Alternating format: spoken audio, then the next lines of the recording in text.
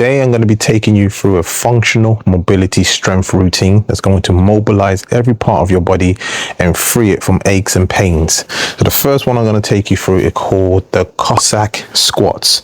So what you want to do with the Cossack squats is get your legs as wide as possible. Okay, so it's in a V-shaped position. Once you're in that position now, you're going to lock your hands in front of your chest. The idea of this exercise or this move is hinging your hips to the left, keeping your chest up, pushing back and coming back in the center. So you're not just going side to side, you're basically pushing the bum back. So I want to hit the fence behind me, my bum, and I'm coming back. So the strength is me pushing and the mobility is me stretching. So the leg that is extended out straight, that's where I'm going to be feeling the stretch here. And the mobility part is me moving back and forth. Okay, so we're going to do 8 on the left, then 8 on the right. So lock the hands together. We go. 1, sit back into it, keep the chest up. 2, 3, 4, 5, making sure that leg is straight. 6, 7, 8. Then we switch. Okay. Push back. 1. Oh, that one's a bit tight, but we get there. 2. You're not going side to side. You're pushing the bum back. 3, 4, 5, 6, 7, 8. Okay. So with that move, you want to be doing 3 sets of 8. Okay. So do your 3 sets of 8. Then we move into the next one. The next move you're going to go into now for the shoulders is called bend over raises.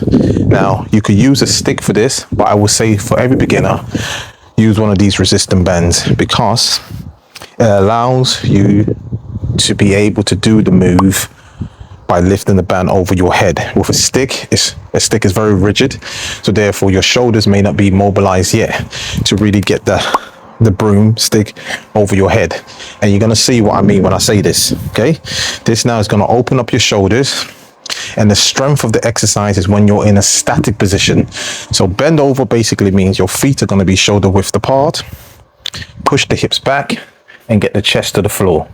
So now you want to be in this position for the entire motion. Okay, now what you're going to do with the band, which is now going to be working your shoulders, you want to hold the band shoulder width, overhead grip, shoulder width. Okay, so once you're in this position now, it goes below your kneecaps, and all you're basically doing, getting it above your head.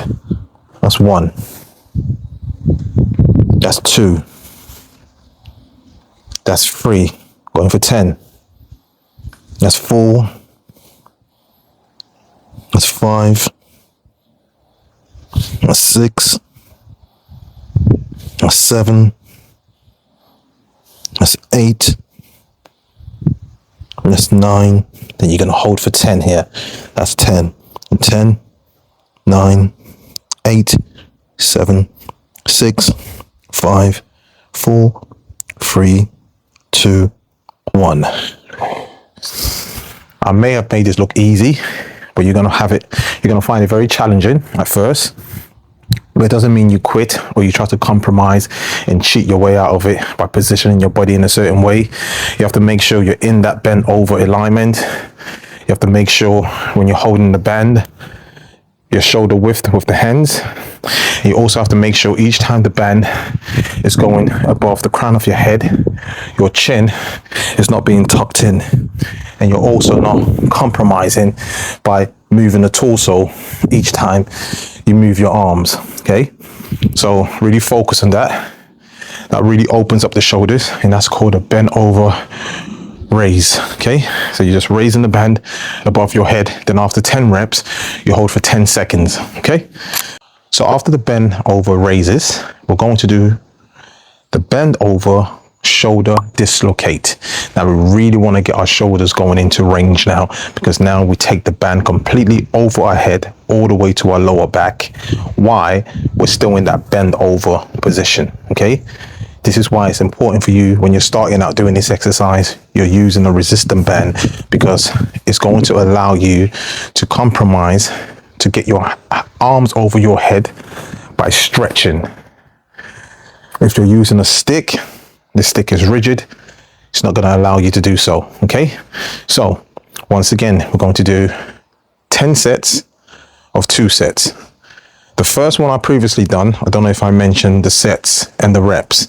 You're going to do 10 reps of the bend over raises, 10 hold twice. With this one, it's 2 sets and it's 10 reps. Okay. So if I didn't mention that earlier, I do apologize. So we're getting to the position I talked about first. Feet shoulder width apart. Okay. Push the bum back, bend from the torso. This time, rather than holding the resistance band, shoulder width apart, get it slightly wider so it's more manageable. Because if you hold it shoulder width apart, when you take your hands in, meaning if you take your hands in, it's it's more challenging. When you take it away, it's slightly easier. So as you're starting out, take it away, give you a slightly wider than shoulder width, get the chest there. Throughout the entire motion, you stay there. That chin is right there. It's not tucked in. So we're here, and here we go. Straight arms. That's 1. Nice firm back. 2. 3. 4. 5. 6. 7. 8. 9. 10. Notice my torso didn't move. I made sure I got the band all the way to my lower back. My chin was up, not tucking down. And I kept that perfect alignment. Okay. You want to do 2 sets, 10 reps. Okay. And that's called a bend over shoulder dislocate. Very important. We don't use our shoulders that much in the 21st century. When we do use it, it's in a very unhealthy way. Round, overloading one side. And that's when we get the niggles and the tightness. This is the baby to free yourself from all those aches and pains. Moving to the final exercise now, which is a single leg balance.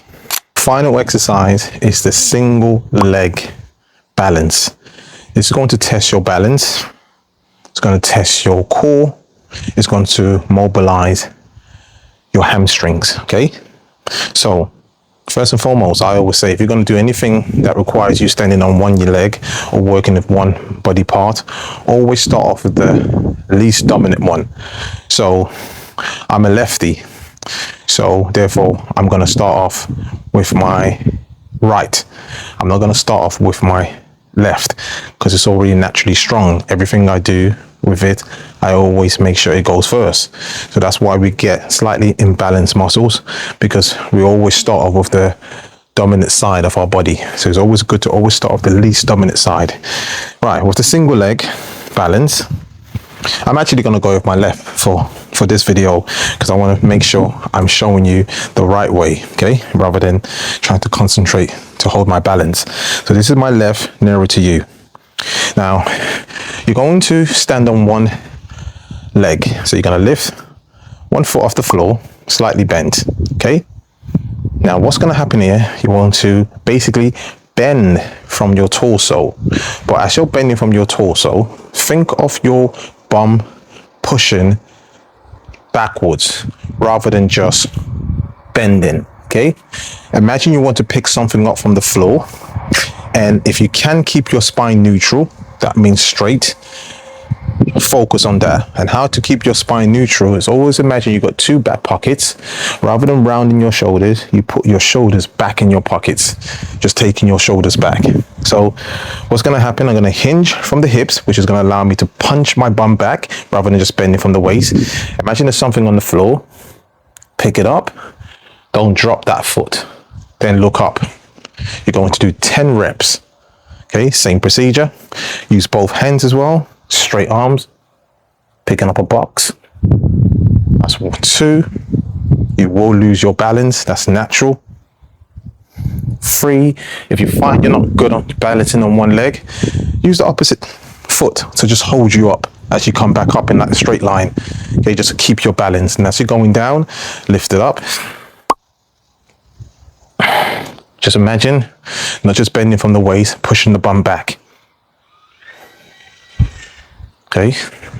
Now, if you notice, I'm not putting my toes on the floor because my balance is good. However, if you're a beginner, put the toes on the floor, come back up again. Take your time, and as you come up, make sure everything's perfectly in line. Back of your head with your spine, looking straight ahead. Then ready, push the hips, then your torso will follow. Just think of your hips being pulled, not just bending from the waist. And that's how you have that single leg balance. Okay? Attempt 10 on each leg. Always start off with the least dominant one and repeat that twice. Once you've done, you've completely done your functional strength mobility routine.